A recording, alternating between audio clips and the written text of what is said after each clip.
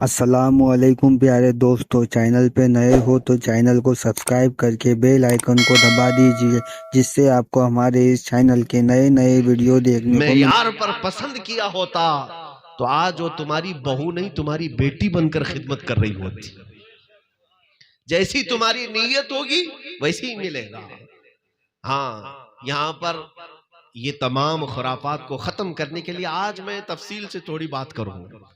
मेरे दिल में जो कुछ भी भड़ास है मैं निकाल लूंगा सिगोरा वालों के पास, इसलिए कि मेरे भाई के घर में शादी है आज, तो मैं जितना बोल सकता हूं बोल लूंगा। नई महफिलों में हो सकता है वो लोग चिढ़ जाएं, और यहाँ मुफ्ती जफर साहब चिढ़ भी जाएं तो मुझे फर्क नहीं पड़ता।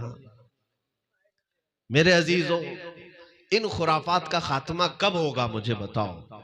अगर तुम्हारे जरिए से नहीं हो सकता तो क्या गैर आकर के हमारी ये खुराफात को खत्म करेंगे? हम में से नौजवान ऐसे होने चाहिए जो इन खुराफात को खत्म करें। और अगर कोई नौजवान बच्चा उठता भी है, कुछ इलाकों में ऐसे है, हमारे शागिर्द भी हैं, कुछ हमारे मुरीद भी हैं, वो नौजवान ये अज़्म करके रहते हैं कि नहीं हज़रत हम शादी करेंगे तो हुजूर की सुन्नत पर करेंगे। ये चलता रहता है, ठीक ठाक चलता रहता है।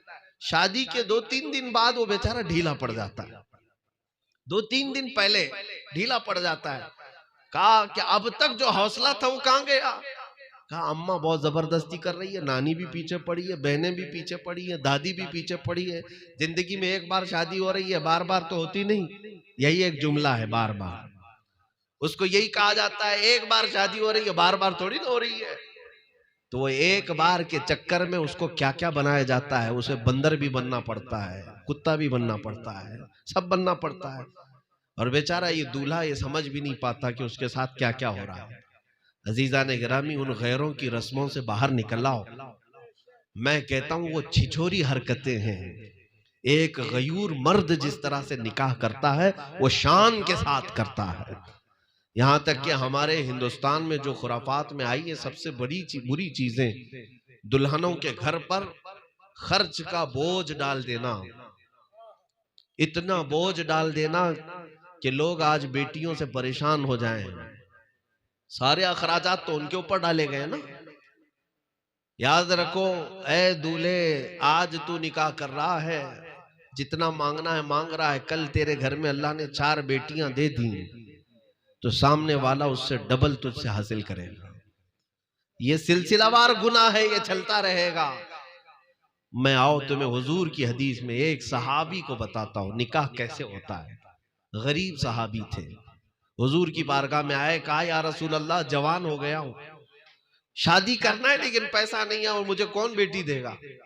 हुजूर पाक सल्लल्लाहु अलैहि वसल्लम ने फरमाया, मैं तेरा निकाह कराता हूं, लेकिन मेहर में देने के लिए एक चांदी की अंगूठी कम से कम ले आ जा।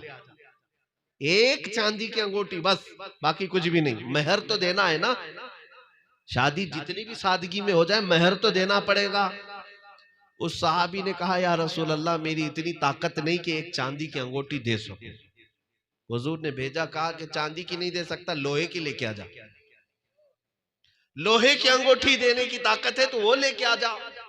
दूसरे दिन वो सहाबी आए, कहा या रसूल अल्लाह, मेरी उतनी भी हैसियत नहीं है, पूरे मदीने का गरीब आदमी हूं, एक लिबास में रहते हैं, लोहे की अंगूठी देने की भी ताकत नहीं थी। अब सुनो, क्या ऐसे नौजवान का निकाह ही नहीं होना चाहिए? क्या ऐसे गरीब को निकाह करने का हक ही नहीं है? हुजूर पाक सल्लल्लाहु ताला अलैहि वसल्लम ने अंसार सहाबा में से एक को बुलाया और कहा, तुम्हारी बेटी है? कहा हाँ, मैं इस बंदे से तेरी बेटी का निकाह करता हूं। उस सहाबी ने कहा, आमन्ना सद्दकना या रसूल अल्लाह, आप जो फरमाए आका, कबूल है। अब उस नौजवान को बुलाया और कहा, तुझे चांदी की अंगूठी देने की भी ताकत नहीं, तुझे लोहे की अंगूठी देने की भी ताकत नहीं, लेकिन क्या तुझे कुरान की कोई सूरह याद है? कुरान की सूरह याद है? उस सहाबी ने कहा, हाँ या रसूल अल्लाह, फला फला फला सूरह मुझे याद है। हुजूर ने फरमाया, जा उनकी बेटी से मैं तेरा निकाह करता हूं, और मेहर में क्या रखा? इतनी सूरतें कुरान की अपनी बीवी को याद करा दे, यही तेरा मेहर है। मियां, ये भी निकाह है मदीने का, ये भी निकाह है मदीने का। उस सहाबी का निकाह हुजूर ने सिर्फ कुरान की सूरतों पर करवा दिया। और इसीलिए हदीस में हुजूर ने फरमाया कि निकाह को इतना आसान बना दो कि जिना करना मुश्किल हो जाए। कितनी बड़ी हदीस है ये, आप जानते हैं? हुजूर का फरमान समझ रहे हो? निकाह को इतना आसान कर दो कि जिना करना मुश्किल हो जाए। लेकिन आपने क्या कर रखा है आज? जिना को आसान कर दिया है और निकाह को मुश्किल बना दिया है। क्या ऐसा नहीं है? नौजवान को जिना करने के लिए बहुत आसान रास्ते हैं आज। वो थोड़े खर्चे में कहीं पे भी जाकर के अपनी जिस्मानी तस्कीन हासिल कर लेता है। लेकिन निकाह के लिए क्या क्या खुराफात बना कर रखी हैं। इतना पैसा होना चाहिए, इतना जहेज होना चाहिए, इतने सारे इंतजामात होनी चाहिए। जब तक ढोल बाजे नहीं आएंगे, जब तक बैंड बाजे नहीं आएंगे, पटाखे नहीं उड़ेंगे, लोगों के साड़ी घरों में कपड़े नहीं आएंगे, तब तक शादी नहीं होगी। जितना बोझ करते जाओगे उतने गुनाहों में मुब्तला होते जाओगे। और उम्मत इन खुराफात में जब लग जाएगी तो मेरे अजीजों, ये ऐसी घुन है, ये ऐसा कीड़ है, जैसे गेहूं को पूरा कीड़ खा जाता है, ऐसे तुम्हारे पूरे मोहल्लों को खा जाएगा। इसको निकालो, अपने मुआशरे से निकालो। और मैं बारहा कहता हूं अपने नौजवानों को, जहेज मांगने की रस्म ये बहुत बुरी बला है। ऐ नौजवानों, अल्लाह ने तुम्हें मर्द बनाया है, मर्द बनाया है, मोहताज भिखारी नहीं बनाया। जो किसी बाप की बेटी से मांगते हो, बाइक चाहिए, कार चाहिए, फ्रिज चाहिए, वॉशिंग मशीन चाहिए, गद्दा चाहिए, अरे मियाँ लिस्ट तैयार की जाती है जहेज की। नौज़ बिल्लाहि मिन ज़ालिक। तुम्हें पता भी है, तुम एक बाप से उसका कलेजे का टुकड़ा ला रहे हो घर पे। किसी बाप को जाकर के पूछना बेटी को रुखसत करने का वक्त क्या होता है। अगर तुम्हारे घरों में बेटियां रुखसत हुई होंगी ना, याद आएगी बात। जब एक बाप अपने 18 साल 20 साल की बच्ची को रुखसत करता है, उसकी आंखें दुखती रह जाती हैं, दिल धड़कता रह जाता है। वो जवान बेटी घर से जा रही होती है। इतना क्या कम है कि उसने अपना कलेजा का टुकड़ा निकाल कर तुम्हें दे दिया। फिर तुम उससे उसका माल पूछते हो, उससे जायदाद पूछते हो कि मुझे जहेज में बाइक चाहिए, कार चाहिए, फला फला चाहिए। मैं तो अक्सर ये कहा करता हूं, मेरे जुमले हो सकता है कड़वे लगे, ऐसे लोगों को चाहिए कि वो एक कटोरी ले ले और घर घर मांगे, या किसी मस्जिद के किनारे बैठ जाए, हर जुम्मा के बाद बहुत जहेज मिल जाएगा। लोग सिक्के सिक्के डालते जाएंगे, चंद जुमा के बाद तुम्हारे पास पैसे आ जाएंगे। अगर तुमको लगता है नहीं ये भीख है, भिखारी नहीं हूं मैं, तो मेरे अजीजों फिर ससुर से क्यों भीख मांगते हो? ये बहुत बुरी बला है, इस चीज को खत्म करो। होना तो ऐसा चाहिए नौजवान ये कहे, दुल्हन मैं ला रहा हूं, अल्लाह ने मुझे मर्द बनाया, अपने हाथों से कमाऊंगा और उसे खिलाऊंगा। मेरे आका सल्लल्लाहु अलैहि वसल्लम ने फरमाया, सबसे अफजल सदका क्या है पता है? सदका करते हैं ना आप, सदका करते हैं ना? सबसे अफजल सदका मेरे आका ने फरमाया, तुम्हारे हाथों की कमाई का एक लुकमा अपनी बीवी को खिलाना सबसे अफजल सदका है। अपनी बीवी को अगर खिलाया एक लुकमा, वो सबसे अफजल सदका है। और तुम्हें अंदाजा भी नहीं। लेकिन उन लोगों की जिंदगी अजीरन है जो अपने ससुराल के पैसों पर जी रहे हैं। उनको बिजनेस खड़ा करने के लिए भी साल साल पर अपनी बीवी को मैके भेजना पड़ता है। डरा धमका करके बीवी को भेज दिया, जा अपने बाप से इतने पैसे लेकर के आ जा। ये वो नाहंजार लोग हैं जो निठल्ले हैं, कामचोर लोग हैं, और भीख मांगने की उनकी फितरत है। बस इज्जत वाले भिखारी हैं। हाँ, यानी घर घर नहीं मांगते, लेकिन अपने ससुराल से मांगते हैं। तुम्हें अंदाजा भी है अखराजात क्या क्या उन दुल्हन के घर वालों पर आते हैं। जब से रिश्ता तय होता है सारी चीजें तो उसी के घर पे हो रही हैं। मंगनी उसी के घर पर, शादी उसी के घर पर, तुम सारी बारात लेकर के उसी के घर पर गए। जहेज देना दुल्हन के घर वालों पर जिम्मेदारी। अरे दूल्हे को जोड़ा देना भी दुल्हन के घर वालों की जिम्मेदारी है ना। सारी चीजें वो, अरे बेटी पैदा हुई तो क्या गलती हो गई? क्या कसूर है उसका कि सारी चीजें वो अपने दामाद को ही दे रहा है? यही तो वजह थी कि अरब में अपनी बेटियों को जिंदा दफन करते थे लोग, कि कोई दामाद ही ना आए, कोई मांगने वाला ही ना आए। बच्चियों का दफन जो होता था वो एक बुरी रिवाज यही खौफ की वजह से थी। आज भी बहुत सारे ऐसे जाहिल इलाके हैं जहां अगर मालूम हो जाए पेट में बच्ची है, गिरा देते हैं हमल। बेटी पैदा करने को वो मायूब समझते हैं। उसकी वजह क्या है? इन भिखारियों की वजह से जो जहेज मांगते हैं, और इन खुराफात की वजह से जो बेटी के बाप पर चढ़ा देते हैं। अरे बच्चा भी हो रहा है तो उसी के घर पर खर्चा, उसका 1.25 महीना हो रहा है तो उस पर ही खर्चा। हमने अपने साउथ में देखा है, कुछ इलाकों में, आंध्रा साइड में, अगर पहला बेटा हो गया तो दामाद को सोने की अंगूठी देना पड़ता है। ससुर जो है, सास ससुर या ससुराल की तरफ से दामाद को अंगूठी देना पड़ता है। क्यों? मियां तीर मार लिया ना, एक बेटा पैदा हो गया, तेरा क्या कमाल है इसमें? ये अल्लाह ने अता किया है। अल्लाह अगर चाहे तो 50 साल भी गुजर जाए, एक चूंटी भी तुझे नहीं पैदा होगी। रब तबारक व तआला अगर ना चाहे, और अल्लाह की अता से अगर बेटा हुआ तो इस पर भी ससुर से सोने की अंगूठी मांग रहा है। यह अजब तरीके की भीख है। इन रिवायात को खत्म करें। पाकीज़ा निकाह वो है जो रसूलुल्लाह की रजा के मुताबिक हो। आओ मैं तुम्हें एक निकाह वो भी बता दूं। अल्लाहू अकबर। सुनोगे आप? सुनेंगे आप? और जाहिर सी बात है दिल थाम करके सुनना हो। इसमें नौजवान ज्यादा होंगे, सुन करके कानों से उड़ा मत देना, अमल करने की कोशिश भी करना हो। और अल्लाह की बारगाह में आज़म करना कि मौला तेरी तौफीक हुई तो मैं भी अपनी जिंदगी में इस तरह अमल करूंगा। एक सहाबी आए हुजूर की बारगाह में, रसूल करीम सल्लल्लाहु ताला अलैहि वसल्लम से अर्ज किया कि या रसूल अल्लाह, मैं काला हूं। हजरत अब्दुल्ला अस्वद, उनको अस्वद कहते थे, मदीने में काले थे, बहुत काले थे, कोई बेटी देने वाला नहीं था, गरीब भी थे। हुजूर अकरम सल्लल्लाहु ताला अलैहि वसल्लम ने उनसे कहा कि तेरा निकाह मैं करवाता हूं। एक अंसार सहाबी थे, अम्र बिन वहब सकफी, उनकी बेटी मदीने की सबसे खूबसूरत लड़की थी, सबसे खूबसूरत लड़की। और हुजूर ने अपने इस सहाबी को उस घर भेज दिया, जा अम्र बिन वहब के घर जा, कि उनकी बेटी तेरे निकाह में देने के लिए मैंने कहा है, ये बात कह दे। ये हजरत अब्दुल्ला गए, किसके घर? अम्र बिन वहब के घर गए। शोहर बीवी बाहर बैठे हुए थे, बात कर रहे थे, वो भी सहाबी हैं। और ये अब्दुल्ला अस्वद आए, कहा कि मुझे अल्लाह के रसूल ने भेजा है। वो खड़े हो गए, कहा कि क्या बात है?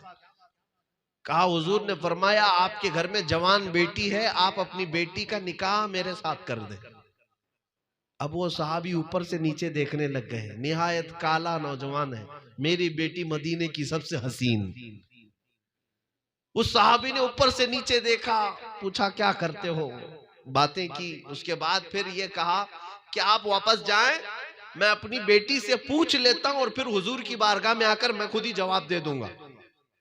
हजरत अब्दुल्ला कहते हैं, मैं वापस पलटा, मेरे लिए ताज्जुब की बात नहीं, रोज रिजेक्ट होता था, कहीं पर भी जाओ तो लोग रिजेक्ट कर देते थे, मेरे लिए ताज्जुब की बात नहीं। मैं वापस जा रहा था मस्जिद नबवी, वो चले आए। लेकिन मैं आपको बताऊं, उस घर में जो नौजवान बेटी थी वो घर के अंदर से ही सुन रही थी। वो बाहर आई, पूछा अब्बा जान कौन आया था? वालिद ने कहा बेटी अब्दुल्लाह नाम का एक नौजवान आया तो निहायत काला है। कहा क्या कहने आया था? कहा तेरा रिश्ता मांगने आया था। किसने भेजा? कहा हुजूर ने। आपने क्या जवाब दिया? कहा मैंने सोचा कि तुझसे पहले रजा मालूम कर लूं, तेरा जोड़ होता है या नहीं, मेल खाता है या नहीं, दोनों की मैच होती है, मैचिंग होती है कि नहीं। उनकी बेटी उसी वक्त कहती है बाबा जान आपको पता है आपने कितनी बड़ी खता की है, अब्बा जान आपको पता है आपने कितनी बड़ी गलती की है, आपने आने वाले के चेहरे को देखा, भेजने वाले के चेहरे को नहीं देखा। कौन भेजा था उस नौजवान को, आपने ये नहीं देखा। उस खातून ने कहा अब्बा जान अगर उससे भी ज्यादा कोई काला हुजूर भेजते तो मैं जरूर उससे निकाह करती, इसलिए कि मेरे आका ने फरमाया तो अपनी सारी मर्जियां हुजूर के कदमों पर कुर्बान। बेटी का ये जवाब सुन करके बाप को एहसास हुआ, कहा कि मैं जल्द से जल्द जाता हूँ हुजूर की बारगाह में माफी मांगता हूँ, मुझसे खता हो गई। हुजूर के भेजे हुए गुलाम को मैंने वापस भेज दिया। वो दौड़े दौड़े मस्जिद नबवी आ रहे थे। रसूल करीम सल्लल्लाहु ताला अलैहि वसल्लम उस वक्त मस्जिद में बैठे और ये अब्दुल्ला अस्वद सुना रहे थे अभी कि हुजूर वहां गया था, उन्होंने वापस कर दिया है। ये अभी सुना रहे थे। पीछे ही वो लड़की के बाप भी दौड़ते दौड़ते आए, कहा या रसूल अल्लाह माफ कर दे, मुझे माफ कर दे, मुझसे ताखीर हो गई, मुझसे खता हो गई। मैं अपनी बेटी को पूछने के लिए थोड़ा वक्त चाहा था, मुझे रिजेक्ट करना या वापस करना ऐसा इरादा नहीं था। नबी पाक सल्लल्लाहु ताला अलैहि वसल्लम ने उन्हें माफ किया और उसी मस्जिद में उनका निकाह हुआ। लेकिन सुनिए, हजरत अब्दुल्ला को हुजूर ने खुद अपनी तरफ से पैसे दिए। कहा जा शादी का सामान खरीद ला, आज तेरा निकाह है, अपनी दुल्हन को ले जाएगा, फला घर में रखेगा, कुछ खरीद करके आ सामान। हांडी पतेलियां तो जरूरत पड़ती है ना, घर गृहस्थी के लिए सामान। हुजूर ने अपनी जानिब से उन्हें पैसे दिए कि जा सामान खरीद ला। अब्दुल्ला गए, बाजार में सामान खरीद रहे थे। ये वो वक्त था जब अचानक मुशरिकीन मक्का मदीने पर हमला कर रहे थे।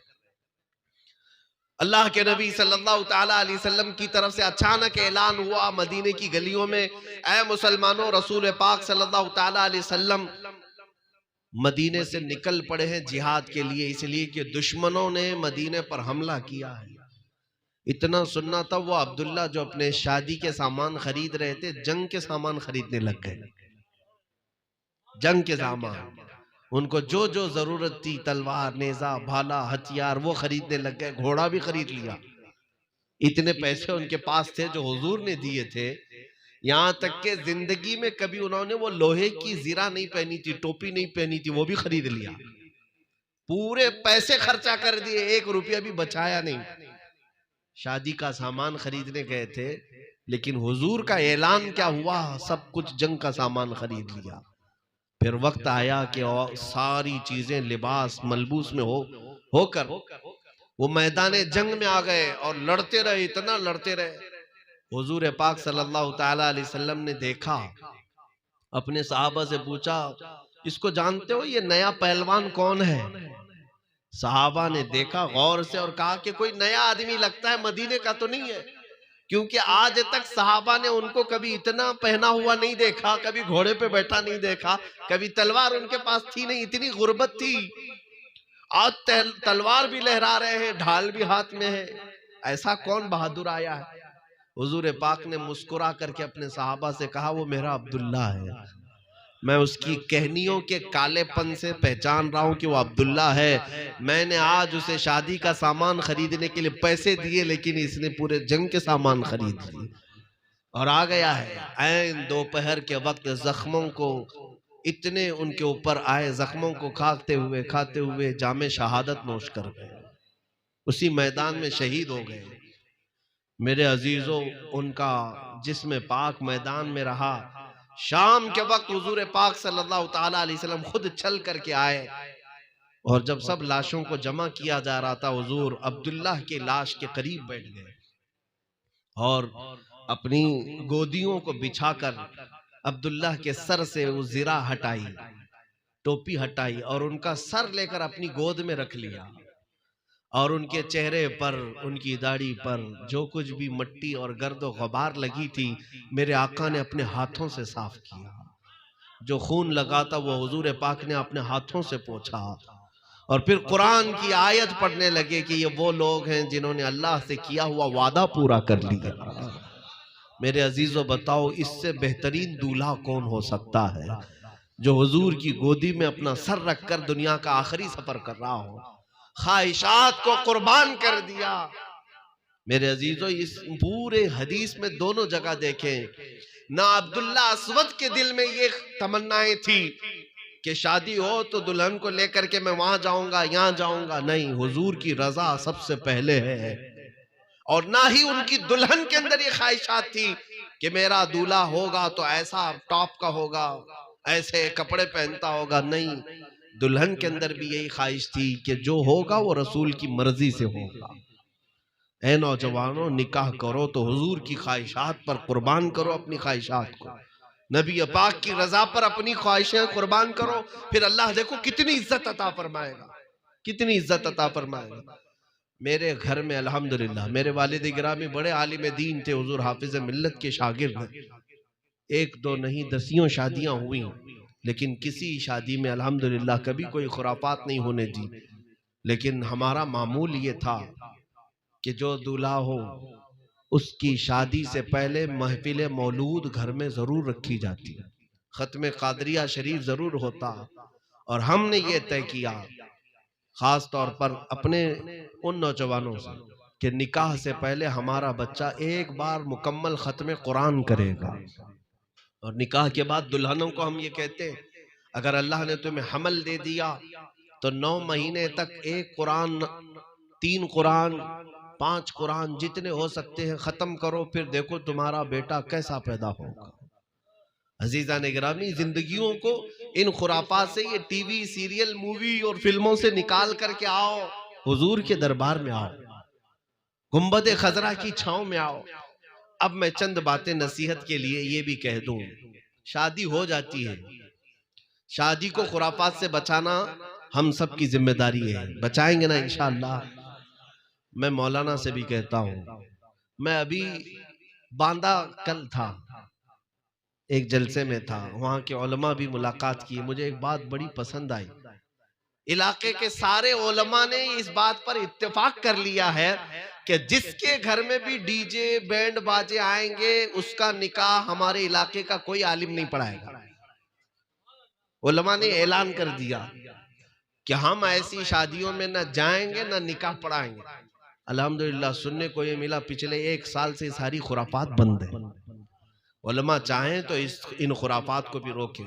ऐसे निकाहों में नहीं जाएंगे हम जहां शैतान की तरह नाचते रहते हो, फिर उलमा को बुला करके क्या जरूरत है। और सारी खुराफात तुम्हें अगर गैरों की तरह से ही करना है तो उन्हीं को बुला करके अपने निकाह भी कर लेते। लेकिन तुम्हें पता है कि निकाह के लिए एक आलिम होता ही है, खुतबा रसूलुल्लाह का वो आलिम ही पढ़ता है। इसलिए मेरे अजीजों, दीन इस्लाम के तरीके पर आप अपने निकाहों को करें। प्यारे दोस्तों, अगर आपको ये वीडियो पसंद आया है तो चैनल को सब्सक्राइब करके बेल आइकन को दबा दीजिए, जिससे आपको हमारे इस चैनल के नए नए वीडियो देखने को मिलेंगे।